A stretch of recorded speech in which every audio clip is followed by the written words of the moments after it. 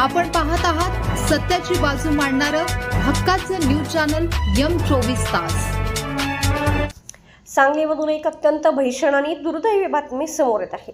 मिरज पंढरपूर हायवेवर उभे असलेल्या ट्रकला कारने पाठीमागून दिलेल्या जोरदार धडकेत एका जबाबदार शासकीय अधिकाऱ्याचा जागीच मृत्यू झाला आहे। जत तालुक्यातील कोसारी ग्रामपंचायतीचे ग्रामविकास अधिकारी महेश म्हमाणे असं या अपघातात मृत्यू झालेल्या अधिकाऱ्यांचं नाव आहे।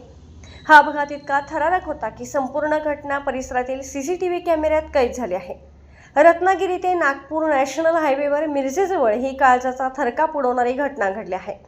मूळचे धावडवाडीचे असलेले महेश म्हमाणे हे जत तालुक्यातील कोसारी ग्रामपंचायतीत ग्रामविकास अधिकारी म्हणून कार्यरत होते।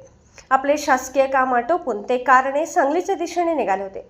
त्याचवेळी मिरज तालुक्यातील तानंगा फाट्याजवळ असणाऱ्या हॉटेल मरुधर समोर सांगोल्याकडून मिरजेच्या दिशेने आलेला एक ट्रक रस्त्याच्या कडेला उभा होता। महेश म्हमाणे यांची कार तानंगा फाट्याजवळ असता अचानक कारने रस्ता सोडला आणि ती थेट रस्त्याच्या कडेला उभ्या असलेल्या ट्रकला जाऊन धडकली। हा अपघात इतका भीषण होता की रस्त्याकडेला असणारे लोखंडी संरक्षक कवच तोडून कार थेट ट्रकच्या पाठीमागच्या भागात आतपर्यंत घुसली। या दुर्दैवी आणि भीषण अपघातात ग्रामविकास अधिकारी महेश म्हमाणे यांचा जागीच दुर्दैवी अंत झाला। या अपघाताचे प्रत्यक्ष सीसीटीव्ही फुटेज आता समोर आले असून अपघात किती भयानक होता हे त्यावरून स्पष्ट दिसत आहे। अपघाताची माहिती मिळताच कवठेमहांकाळ महामार्ग पोलीस मदत केंद्राचे प्रमुख अधिकारी अंमलदार आणि मिरज ग्रामीण पोलीस ठाण्याचे पथक तातडीने घटनास्थळी दाखल झाले। पोलीस आणि स्थानिक नागरिकांच्या मदतीने अपघातग्रस्त वाहने बाजूला करून हायवेवरील वाहतूक पूर्ववत केली आहे।